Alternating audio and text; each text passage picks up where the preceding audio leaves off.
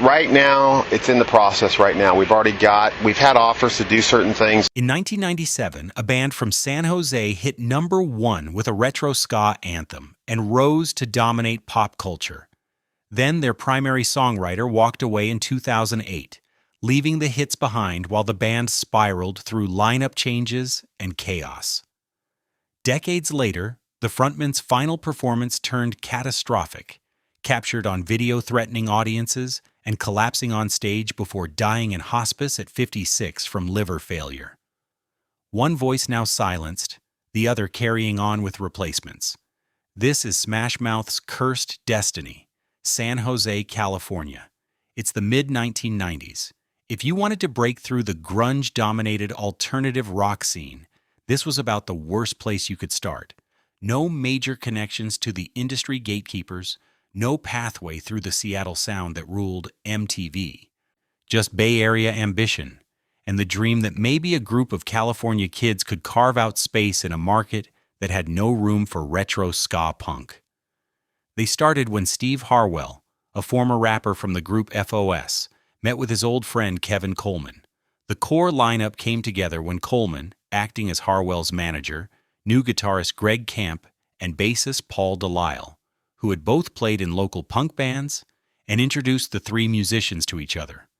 Greg Camp was obsessed with blending surf rock guitar, retro pop hooks, and punk energy into something entirely new. Under the name Smash Mouth, borrowed from football coach Mike Ditka's term for aggressive play, they worked relentlessly.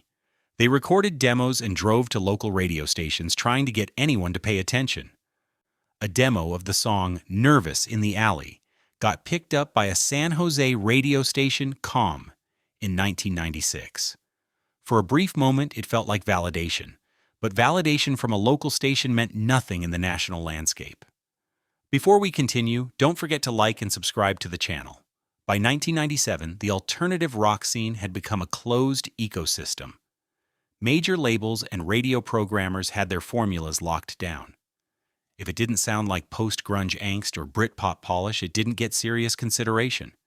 Smash Mouth were talented, energetic, different, but they were invisible to the industry that mattered. Then came the connection that changed everything. The band had a friend, Carson Daly, who was working as a radio DJ and believed in their sound. In 1997, Smash Mouth recorded their debut album Fush You Mong for Interscope Records, featuring a track that would become their breakthrough. They poured everything into Walkin' on the Sun, a Farfisa keyboard-driven throwback with Camp's surf-influenced guitar work, Harwell's confident vocals, and an irresistible retro groove that separated them from every grunge and post-grunge act clogging the airwaves. Their label knew this sound was risky. Alternative radio was skeptical of anything that didn't fit the Seattle mold. So Carson Daly made a crucial decision. He started playing Walkin' on the Sun in heavy rotation before it was officially released to radio. The plan worked brilliantly. Audiences responded instantly. The song exploded. It climbed to #1 on both the U.S. Adult Top 40 and Alternative Songs charts, hitting #3 in Canada. When the industry finally caught up to what was happening, it was already too late to ignore. The sound stuck, and Fush You Mong went double platinum. But the momentum created a new problem. The label and critics began viewing Smash Mouth as a novelty act, a one-hit wonder trading on retro gimmicks. By early 1999, the band was still grinding, still fighting to prove they were more than a quirky fluke. But the skepticism was overwhelming. A lot of people said they weren't talented enough to create lasting pop success. That's when the pressure reached its breaking point. Interscope executives weren't satisfied. The band had been working on their second album, Astro Lounge, trying to prove they had depth beyond the ska punk sound. They believed they had completed a solid record. But when their manager Robert Hayes delivered the album to Interscope, label heads Jimmy Iovine and Tom Whalley rejected it. They felt the collection lacked an undeniable hit single. Iovine and Whalley ordered Hayes and the band to keep writing until they struck commercial gold. The rejection stung, but Hayes had a strategy. One night he sat Greg Camp down, opened up a Billboard magazine, and said he wanted pieces of every hit song in the top 50. Camp studied the chart: Sugar Ray, Third Eye Blind, Bare Naked Ladies, Chumbawamba. He dissected what made each one connect with audiences. A few days later, Camp returned with 2 songs that would define the band forever. Then, The Morning Comes and All Star. The band recorded All Star with producer Eric Valentine. Session drummer Michael Urbano played the track twice before nailing it on the 3rd take. The song had everything: an anthemic hook, motivational lyrics about being an outcast who breaks the mold, and an instantly memorable melody that stuck in your brain after one listen. And on May 4th, 1999, All Star was released to radio. All Star wasn't just a hit, it was a cultural phenomenon. The song soared to number 4 on the Billboard Hot 100, becoming a triple platinum smash and cementing Smash Mouth's commercial dominance. The underdog band from San Jose had arrived on a scale nobody predicted. But All Star was just the beginning. Astro Lounge, released in June 1999, became their biggest commercial success. The album peaked at number 6 on the Billboard 200, the highest the band ever charted. Then The Morning Comes followed All Star up the charts, reaching number 11. Astro Lounge went triple platinum. The band performed at the 1999 Home Run Derby at Fenway Park. They were everywhere, unavoidable, dominating radio and MTV simultaneously. But beneath the success, creative tensions were building. Greg Camp, the band's primary songwriter and architect of their biggest hits, was watching the band transform into something he hadn't envisioned. The pressure from the label to repeat the All-Star formula, the constant demands for more pop-friendly material, the loss of their ska-punk edge was quietly wearing him down. The explosion was still years away. The summer of 2001 marked the zenith. The song that would define Smash Mouth's cultural legacy and haunt their career forever came through the most unexpected opportunity imaginable. During the production of DreamWorks Animation's Shrek, director Vicky Jensen needed the perfect song to introduce the film's misunderstood ogre protagonist. DreamWorks executives approached Smash Mouth about licensing All Star for the opening sequence. The band initially turned them down. They were hesitant about being associated with what they viewed as just another family movie. But DreamWorks kept pushing. They flew representatives to screen the film for the band personally. When Harwell, Camp, and the others watched the rough cut of Shrek, they immediately understood its potential. They agreed to license All Star and also recorded a cover of the Monkees' I'm a Believer for the film's closing scene. The impact was seismic and permanent. Shrek exploded at the box office in 2001, grossing over $500 million.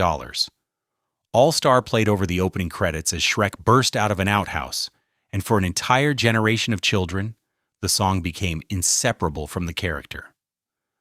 The Shrek soundtrack went multi-platinum, but what most fans didn't realize, what added a layer of dark irony to this success, was that All Star had been written under pressure from a label that nearly rejected the entire album. The greatest triumph of Smash Mouth's career came from a song created not from artistic inspiration, but from commercial desperation, a formula engineered by studying Billboard charts and dissecting what made other hits work. The greatest irony. Smash Mouth achieved permanent cultural immortality with a song that was fundamentally a product of industry calculation, yet it resonated as an anthem of authenticity and breaking the mold. But success, as they were about to learn, comes with a price that can't be measured in platinum certifications or Shrek merchandise. Greg Camp had become increasingly frustrated with the direction Smash Mouth was taking. The band had started as a pop-punk alternative act, but success had slowly transformed them into something purely commercial. The pressure from the label to replicate the all-star formula, the constant demands for radio-friendly material that could score licensing deals, the complete abandonment of their ska punk roots was crushing Camp's creative spirit.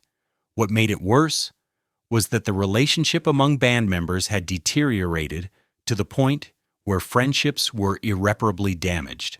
Camp later explained that either he or another member had to leave, and if that other person left, the band would fall apart entirely. Camp didn't want his friends to lose their jobs, so in the summer of 2008 he walked away. He departed Smash Mouth shortly after 16 years as the band's primary songwriter and creative architect. The band effectively lost the man who had written Walkin' on the Sun, All Star, and Then the Morning Comes, the three songs that defined their entire commercial identity.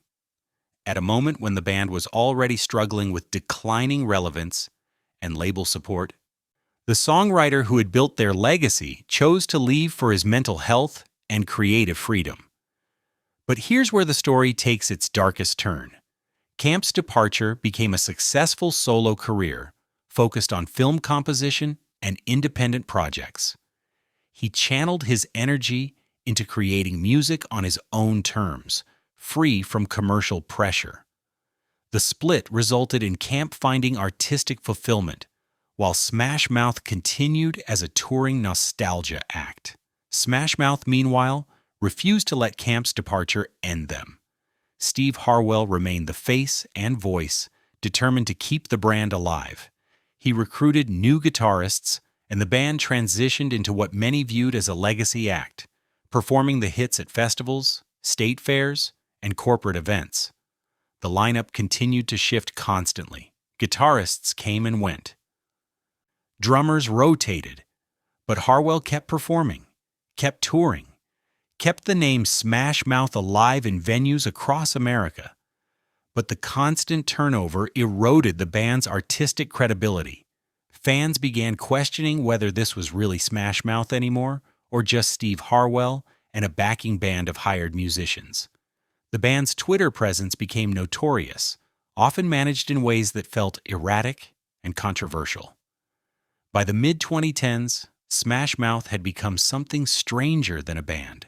They were a meme, a punchline, a nostalgic artifact that existed more in internet culture than in contemporary music. All Star experienced a bizarre renaissance through viral videos and Shrek fandom, keeping the song relevant in ways the band never anticipated. Then came the collapse. Steve Harwell had struggled with alcoholism throughout his life, a battle that intensified after personal tragedies. By 2013, he had been diagnosed with cardiomyopathy and Wernicke encephalopathy, conditions that impaired his speech, memory, and physical health. The touring schedule, the pressure to perform, the weight of carrying a band whose best days were decades behind them, it was destroying him. In August 2016, during a performance in Urbana, Illinois, Harwell collapsed on stage and was rushed to the hospital. The band continued playing without him. He recovered and returned to touring, but the incidents became more frequent and more disturbing. On October 9, 2021, Smash Mouth performed at the Big Sip Beer and Wine Festival in Bethel, New York. What happened on that stage was captured on video and went viral immediately. Harwell appeared heavily intoxicated, slurring his words, swaying uncontrollably, threatening audience members. At one point, he screamed at a fan, "I'll fucking kill your whole family, I swear to God." The footage was disturbing, chaotic, heartbreaking. Days later, on October 11, 2021, Steve Harwell announced his retirement from Smash Mouth. He released a statement acknowledging he had tried to power through his physical and mental health issues, but simply couldn't continue. The man who had fronted the band for 27 years, who had sung All Star thousands of times, who had taken them from San Jose clubs to global fame, walked away broken. Smash Mouth hired a replacement vocalist, Zach Good, and continued touring. They kept performing the hits Camp had written and Harwell had made famous. The Ghost Band, now without either of its defining creative forces, still played festivals and state fairs under the Smash Mouth name. Then, on September 3, 2023, the news came. Steve Harwell had entered hospice care at his home in Boise, Idaho. He was in the final stage of liver failure, the result of decades of alcohol abuse. He had days to live. On September 4, 2023, surrounded by family and friends, Steve Harwell died at age 56. The legacy of Smash Mouth is one of triumph and tragedy, innovation and calculation, success and self-destruction. They proved that a band from San Jose could dominate American pop culture, outsell expectations, and leave an indelible mark on a generation. But they also revealed the dark side of fame, the addiction, the health collapse, the creative conflicts that can tear partnerships apart and destroy the people who built them. Smash Mouth will continue touring with replacement members, playing all-star for audiences who remember it from Shrek. But the two men who created that sound are gone. One walked away to save himself. The other stayed until it killed him. The music endured, but the cost was unspeakable. What's your favorite Smash Mouth memory? Drop it in the comments. And don't forget to like and subscribe for more stories from rock's rise and fall.